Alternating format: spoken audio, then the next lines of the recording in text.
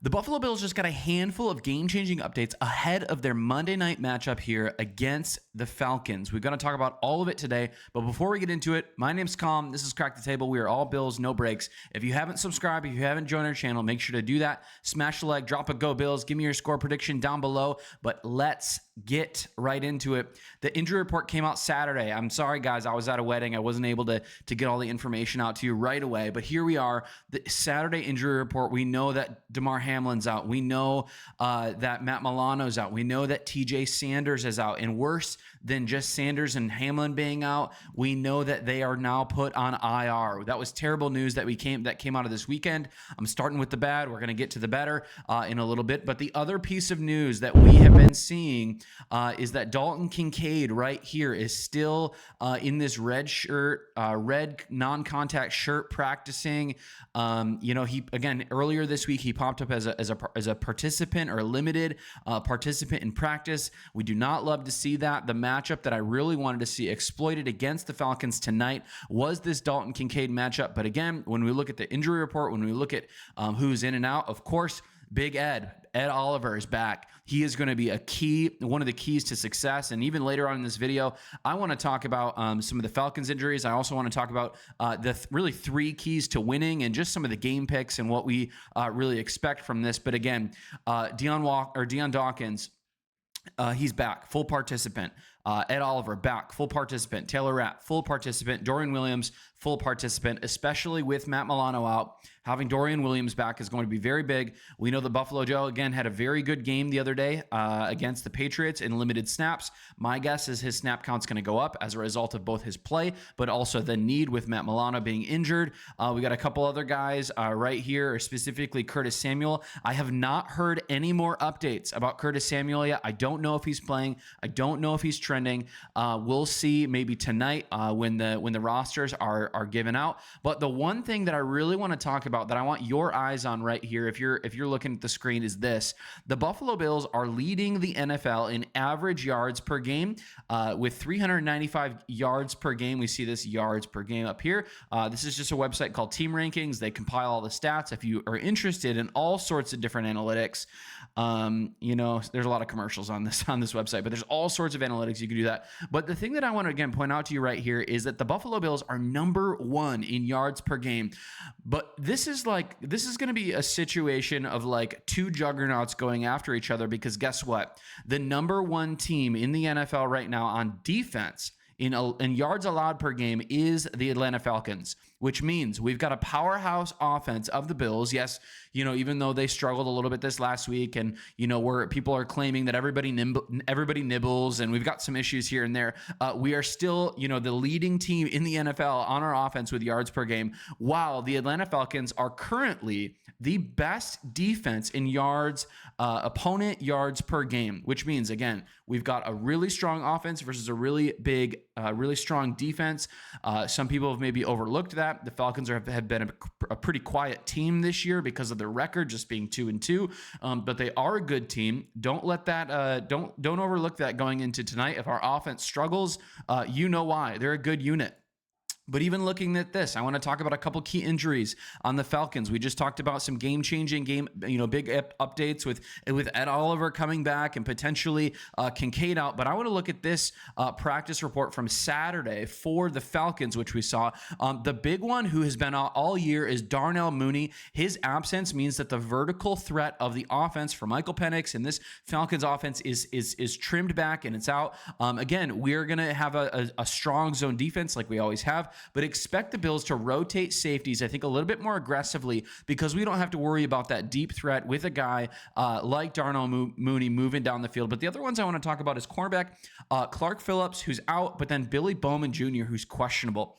Losing Phillips and Bowman potentially weakens Atlanta's match zone integrity, which means especially like in the slot and the short seams, that's going to give us opportunity to exploit those weaknesses. And so I'm specifically thinking of of Dalton Kincaid and Khalil Shakir in this, and maybe Curtis Samuel if he does play. We'll see what happens with him. But we are going to potentially match up. Hopefully, again, Kincaid plays, but Khalil Shakir should eat this game. If we are going to have an engine to our offense, it's going to be James Cook and it's going to be Khalil Shakir tonight.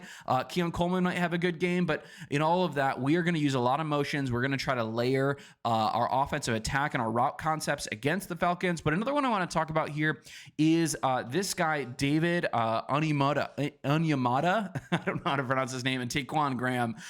These are their two biggest, strongest guys on the interior, or really two of their three big, strongest guys on the interior. And so what it's going to tell us, and we'll talk about this in a moment, we should have the ability to run inside zone a little bit more specifically. And I know we have the speed with James Cook on the outside, but this might be a game where we exploit the A and B gaps, or we run it up the middle and we really dominate in the trenches, especially with the strength of our offensive line and Deion Dawkins being back and Connor McGovern being healthy with that hand injury that he had this last week. We should be able to run the ball right down the middle. But then the other one on here that was some people were wondering about, I think on Friday, was Leonard Floyd. He is going to play. He was just resting. He just really gives them a lot of pass rush diversity. He is going to be a player that we've got to watch in this upcoming game. But also Atlanta's defensive spine. They're just overall, they are a pretty healthy unit. They're a strong team. But the guy that I want to talk about, and really three keys to winning. The first key to winning for me is we have to slow down this guy, Bijan Robinson. Bijan is a really, really good player. Again, on this tweet, he's on pace for 1,300 yards rushing, 1,100 and some yards receiving. This is a guy who not only runs the ball down the middle, he can run it on the outside, and he can also catch the ball in screens. He can do everything. He literally is one of the greatest talented running backs that we've seen in a while.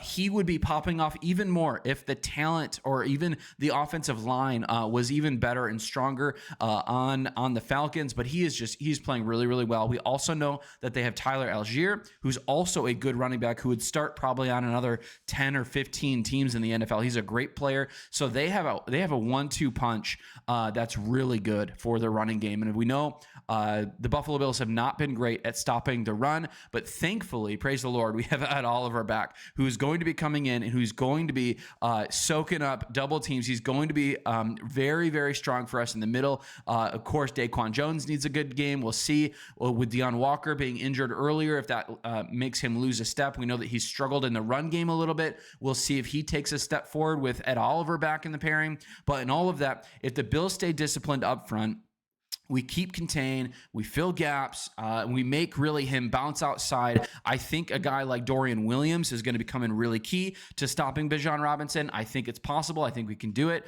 If we bottle him up and he has under 100 total yards, I think there's a very clear lane for us to win this game. But a couple of other things, there's some game picks coming up in a moment. But the other thing I guess I want to talk about with this Falcons matchup is that we don't have Matt Milano. Matt Milano is going to be out, which means Kyle Pitts is going to be a matchup nightmare for one of our linebackers, and we'll see exactly how we play it. Maybe it's Cole Bishop, maybe it's a Taylor Rapp that gets lined up against him consistently. But Kyle Pitts, people hate Kyle Pitts. People like to talk badly about Kyle Pitts for all the fantasy reasons. But for the X's and O's of NFL football, Kyle Pitts is a very good player. He's a player that's a mismatch. He's a player that draws oftentimes multiple teams. He could potentially eat on soft zone coverages. We've got to be very specific on bracketing him. We've got to be very specific on mixing coverages with him because, again, if Michael Penix finds ways to just continually get him the ball, that could be a matchup that really opens up the run game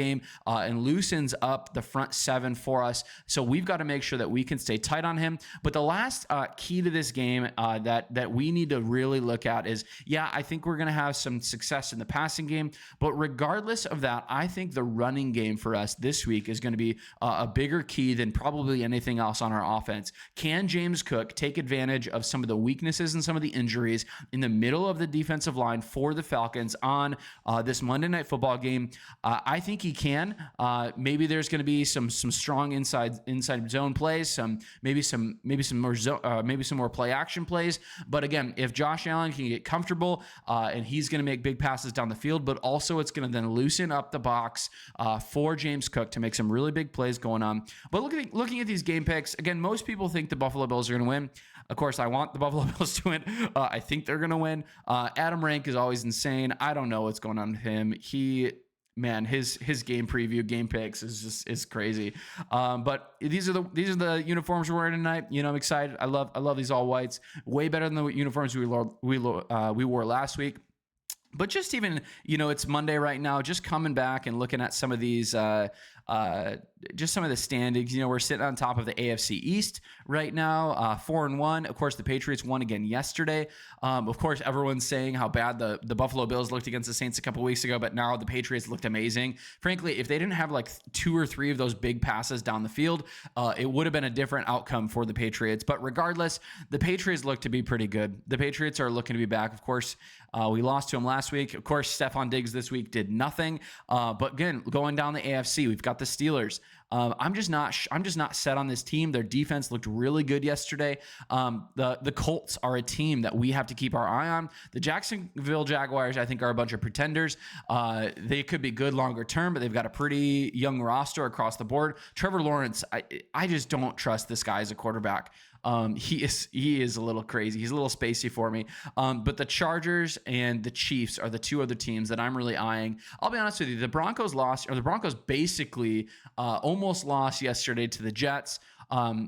Aaron Glenn should have kicked a field goal at the end of that game, and he didn't. And because of that, the Jets walked away with another loss. The Denver Broncos handed a win. I was a little bit worried early on in the season about the Broncos, but I'll be honest, their offense is not clicking right now. We'll see if Bo Nix gets it together, but in all of it, their defense is really, really stout. But again, hey, welcome to Crack the Table. My name's Com. This has just been a privilege to break down some of this stuff. We've been growing like a weed.